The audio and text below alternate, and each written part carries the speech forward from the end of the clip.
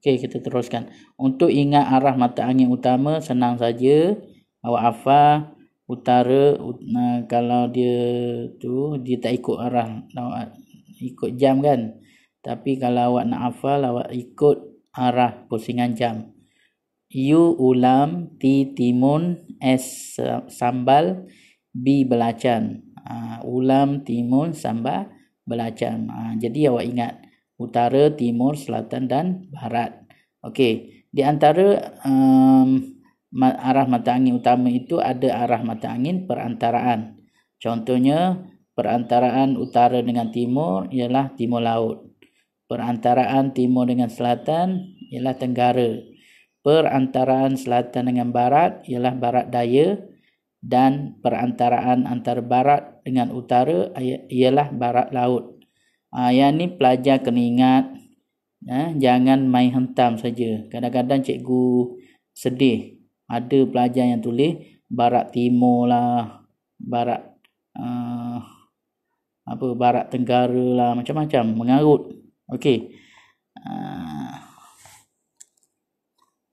Okey, bawah tu bijak. Yang ni awak baca sendirilah. Arah dapat ditentukan dengan berpandukan buruj, iaitu kumpulan bintang di langit pada waktu malam. Buruj tidak dapat digunakan untuk menentukan arah utara. Ketahui maklumat lanjut melalui laman web yang berikut. QR code tu awak boleh scan .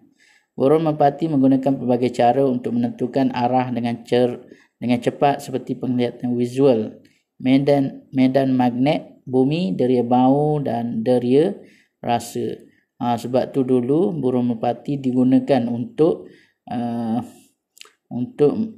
menghantar surat. Kalau zaman-zaman dulu, burung merpati ni tugas dia menghantar surat. Dia boleh tahu arah mana. Okey, itu kejadian yang Allah bagi pada burung merpati. Okey, cara menentukan arah mata angin menggunakan matahari. Kalau cikgu tak guna perkataan menggunakan, cikgu guna berpandukan. Berpandukan matahari. Tapi tak apalah, ini kita menghormati panel DSKP yang telah bertungkus lumus menghasilkan buku teks ni. Menghasilkan DSKP dan juga panel buku teks menghasilkan buku teks. Jadi ada perkataan macam ni, tak apalah. Okey, bumi berputar pada paksinya dari barat ke timur. Keadaan ini menyebabkan matahari kelihatan terbit di sebelah timur dan terbenam di sebelah barat. Oleh itu, kita dapat menggunakan matahari sebagai panduan untuk menentukan arah mata angin. Okey, kalau nak tahu macam mana kita nak tentukan arah mata angin berdasarkan matahari ni, tengok gambar rajah yang dipaparkan dalam buku teks itu. Langkah pertama, berdiri menghadap ke arah matahari terbit. Matahari terbit arah mana? Mana? Arah timur. Matahari terbit arah timur. Matahari terbenam arah barat. Ingat, T itu terbit, B benam. Benam tu barat. Ingat, itu kata kunci. Arah di hadapan anda ialah timur, manakala arah di belakang anda ialah barat. Depakan kedua-dua belah tangan anda. Tangan kiri menunjukkan arah utara, manakala tangan kanan anda menunjukkan arah selatan. Bila awak dah tahu utara selatan, awak boleh tentukan arah mata angin perantaraan. Jadi soalan macam ni soalan aras tinggi. Tetapi kalau awak mahir berfikir di luar kotak, maka awak boleh tentukan arah mata angin yang berpandukan matahari. Tak susah pun. Ingat, terbit timur, benam barat. Okey. Seterusnya, cara menentukan arah mata angin menggunakan kompas. Yang ni kompas. Siapa tak pernah tengok kompas? Inilah rupa bentuk kompas. Kalau sekarang ni dia ada kompas secara apps. Aplikasi kat telefon tu kita boleh download. Boleh tengok apps kompas. Okey, kompas dia ada dua dua latar belakang dia, perumah dan juga pemuka. Perumah tu yang atas tu, pemuka kat bawah sikit. Okey. Kompas dicipta untuk menentukan arah dengan tepat. Jarum kompas sentiasa menunjukkan ke arah utara kerana dipengaruhi oleh tarikan magnet dari kutub utara bumi. Sebab tu kompas ni ditarik kepada utara bumi. Kalau awak letak magnet yang dalam tu dia nak akan tertarik kepada kutub utara. Pemuka kompas terdiri daripada perumah, pemuka, jarum kompas. 8 arah mata angin ditunjukkan pada permukaan kompas. Okey, kalau bahasa Inggeris kompas. Okey, jarum kompas. Jarum tu yang warna merah tu di arah utara, north. Okey. Sebenarnya untuk menentukan arah menggunakan kompas, kita tak boleh letak atas tangan gini. Dia kena letak di atas permukaan yang rata. Permukaan yang rata ni kat kawasan duduk ni boleh digunakan untuk letak kompas. Okey, glosari. Glosari ni adalah istilah magnet, bahan yang berupaya mengenakan daya tarikan ke atas bahan yang diperbuat daripada besi. Kutub utara bumi, bahagian bumi yang terletak di bahagian paling utara. Okey, ini adalah istilah. Istilah ini penting ya. Awak kena alert, kena beri perhatian kepada istilah-istilah geografi. Okey, ini info geografi berkaitan dengan kompas-kompas zaman dahulu kala. Okey. Panduan mengorientasi kompas magnetik. Okey. Yang pertama, awak kena berdiri menghadap objek yang anda ingin tentukan arah. Yang kedua, letakkan kompas pada permukaan yang rata. Pastikan anda menjauhi objek besi seperti tiang besi dan kerusi besi. Kompas ni dia tak boleh dekat dengan besi. Tak boleh. Okey, yang ketiga, orientasi kompas dengan memusingkan kompas perlahan-lahan sehingga jarum kompas menunjukkan arah utara. Awak kena pusing perlahan-lahan sehinggalah jarum kompas yang warna merah tu menunjukkan arah utara. Apa itu orientasi kompas? Kompas dipusing supaya jarumnya menghadap ke arah utara. Kalau ada kompas awak pusing-pusing, itulah namakan orientasi. Okey. Dan yang keempat, anda dapat menentukan arah objek tersebut dengan berpandukan kompas. Okey, aktiviti macam ni, aktiviti di luar kelas sangat-sangat digalakkan untuk anda pelajari. Kalau boleh, ajaklah cikgu-cikgu buat PDPC di luar kelas. Dengan syarat ikut arahan cikgu. Cikgu-cikgu bukan tak nak buat pembelajaran di luar kelas, tetapi kadang-kadang kamu tak ikut arahan yang diberikan oleh guru-guru. Jadi menyebabkan tidak tercapai objektif yang guru-guru nak. Jadi akhirnya kamu pun tak dapat nak merasai pembelajaran di luar kelas. Okey, bearing sudutan. Yang ni 1.4 kenaan dengan bearing sudutan. Arah suatu tempat dapat ditentukan dengan menggunakan bearing. Bearing ialah arah suatu objek atau tempat dari satu titik rujukan. Unit yang digunakan ialah darjah. Ini kosong ini adalah darjah. Jangan tulis darjah Celsius pula. Bila cikgu ajar kadang-kadang kita sebut darjah, dia perlu pandai tambah darjah Celsius. Awak ni ingat darjah Celsius je ke? Darjah degree, bahasa Inggeris degree. Darjah tu kalau ikut kecondongan dia darjah macam ni lah. Darjah Celsius tu untuk kesejukan, takat beku dan sebagainya. Okey, bearing sudutan ialah bearing yang diukur dari arah utara. Ni utara mengikut arah pusingan jam. Awak kena letak protektor awak ikut ni lah, macam ni. Okey. Bearing sudutan dapat ditentukan dengan menggunakan jangka sudut. Ni adalah jangka sudut ataupun protektor. Okey, bearing sudutan. Yang ni ukuran bagi bearing sudutan arah utara 360 darjah atau 0 darjah. 0 darjah kalau dia bermula di sini.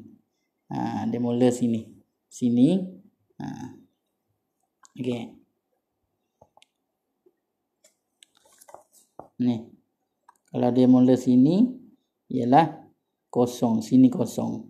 Kalau dia mula kat sini pusing sampai sini 360 darjah. Okey. Yang ni contoh ukuran bearing sudutan 0. Yang ni awak kena ukur lah. Yang ni ambil protektor letak sini, ukur 45 darjah. Kalau sini berapa, kalau sini berapa, sini berapa. Okey, untuk tajuk bearing sudutan, cikgu lebih suka kalau nak ambil nak kira sebelah sini, awak tambah ni, sini ke sini ialah 180.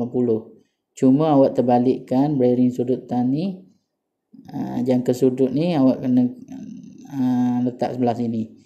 Jadi 0 duduk sini lah. 0 ke sini, katalah nak ambil ukuran kat sini. Mula 0 dengan sini sampailah ukuran kat sini berapa. Jadi tambah dengan 180. Senang je. Okey, ni langkah-langkah mengukur bearing sudutan. Okey, yang ni kamu telah belajar sebenarnya. Tapi ialah belajar tak fokus, maka tak ingat. Langkah mengukur bearing sudutan. Yang pertama, tentukan 2 titik, iaitu titik X dan titik Y. Lukis garisan lurus yang menyambungkan kedua-dua titik. 2. Tentukan titik rujukan. 3. Letakkan pusat jangka sudut pada titik rujukan. Okey. Ni titik rujukan. Kalau kita nak cari dy ni, titik rujukan ni di sini. Gariskan. Okey, titik rujukan ialah titik yang menjadi petunjuk kepada titik yang lain. Muka surat 7 ni awak boleh tengok siapa yang ada buku teks. Kalau siapa yang tak ada buku teks, cikgu ada buku teks digital. Siapa nak DM cikgu ataupun yang ada nombor cikgu, PM saja. Cikgu akan WhatsApp ataupun Telegram bagi buku teks digital. Musim PKP ni semua kita kena menggunakan online. Jangan bagi alasan cikgu saya tak ada buku teks, jadi pembelajaran awak pun terhenti kat situ. Tak ada.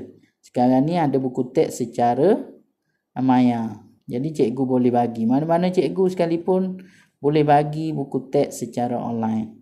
Ataupun awak boleh download sendiri dekat Google. Kan sekarang ni awak ber-TikTok pandai, Instagram pandai, takkanlah nak download buku teks tu tak pandai. Buat jangan abaikan pembelajaran walaupun kita berada pada musim PKP ni. Pembelajaran tetap kena teruskan. Okey, ni cara mengukur bearing sudutan yang cikgu jelaskan tadi. Kalau kita nak lukis sebelah sini, kita hanya tambah saja. Yang ni kita dah tahu 180. Yang ni kita dah tahu 180. Tambah dari sini ke sini. Kita nak ambil sini. Berapa 180 tambah 120. Jadi 300. Daripada U ni, daripada sini ke titik P ialah 180 tambah 120. Maka 300 darjah. Okey, imbas kembali. Kita dah penghujung bab imbas kembali. Bagi bab ini kita senang saja.